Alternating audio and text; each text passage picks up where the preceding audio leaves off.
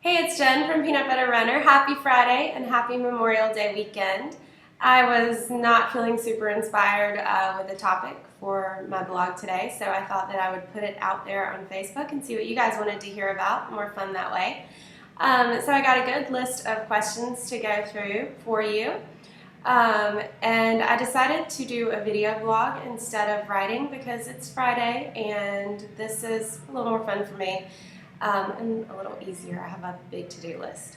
So, okay, let's get to it. First question comes from Joanna, and she says, I'm always curious about what other runners do in terms of strength training for their legs. It would be interesting to hear your thoughts. Well, I am definitely a runner who believes in the benefit of strength training. I do lots of squats, lunges, and deadlifts.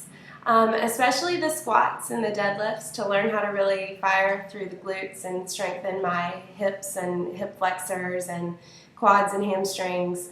And recently, since I started working at Metro and doing more CrossFit, I've gone a little heavier on those things too, which I think is important because when I do body pump, it's like really high repetitions of lower weights, which is very effective, but I think lifting the heavier weight too really helps you learn how to fire and engage those muscles.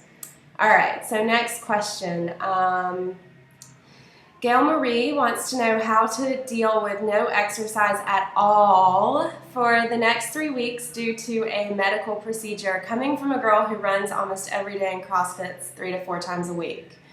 That is definitely tough. I don't even remember the last time I had a forced break from exercise other than marathon recovery that was longer than like a week. I think the important thing is to know that it's just temporary, and what you're doing for the medical procedure, I'm sure, is something that is a benefit to your body and important for you to do to stay healthy. And just put it in perspective, you know, it's 3 weeks of your life, and during that time I would just make sure to just walk if you can, focus on the positives of everything you've achieved, and just make sure that your diet makes you feel good. All right, so next question, motivation. How do you stay motivated? Suggestions, and that's from Holly.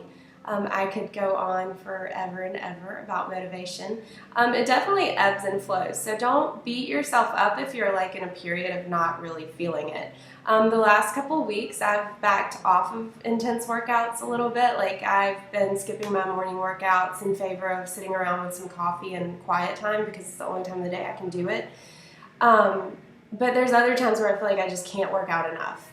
So definitely just know that it's something that goes up and down, but as far as staying motivated, I really just love to do different things in case y'all haven't noticed. Lots of CrossFit, yoga, running, body pump, a little of this, little of that. Sometimes I take it out to the trails, do some trail runs. I just find that when I mix it up, I stay a lot more interested and engaged in my workouts. Also, I just feel really, really awesome after I work out, and so I focus on that when I'm not really feeling a workout. I'm like, if I do this, I'm probably going to feel a lot better afterwards. All right, we can talk more about that topic at another time.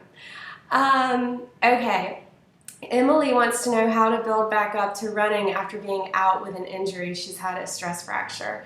So I think that the important thing would be to go back and look at what caused the stress fracture to start with and make sure that you address that weakness or whatever it was that created that. If you were overtraining or had a weakness in a muscle, definitely take care of that right now so that it doesn't happen again.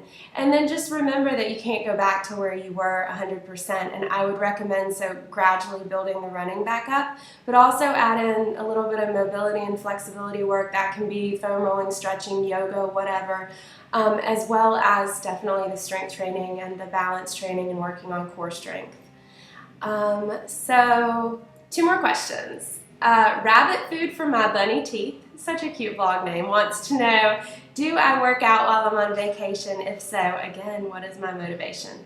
I am a vacation exerciser. I don't think anybody is probably going to be surprised by that. The motivation behind it is it's just what I do, and when I go like a week without working out, I feel kind of like eh. So I really like when I'm on vacation to get up in the morning, have some coffee, go get my workout in, and then come back and like kind of enjoy like a leisurely breakfast and then head out to the beach. That's definitely my vacation routine, but I always do it first thing in the morning so that I can like knock that out and then just enjoy the rest of the day. Because you have to have cocktails while you're at the beach, right? All right, final question is from my high school friend Summer, who reads my blog now. So fun. She wants to know when I'm doing my first triathlon. No plans for that anytime soon. I'm super uncoordinated, and so the idea of getting on a bike really scares me. I love to run and I love to swim.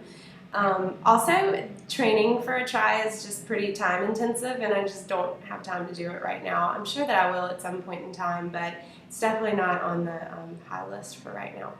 So that's all the questions. I need to get back to work. My life is being consumed with all things related to our new location. I'm super excited about it though. We're opening in a couple weeks. So that's what I'll be doing this weekend. Hopefully I can fit in a little bit of fun time too. But I hope you have a great Memorial Day weekend. Thanks again, as always, for reading, and it was fun to check in with you guys in person.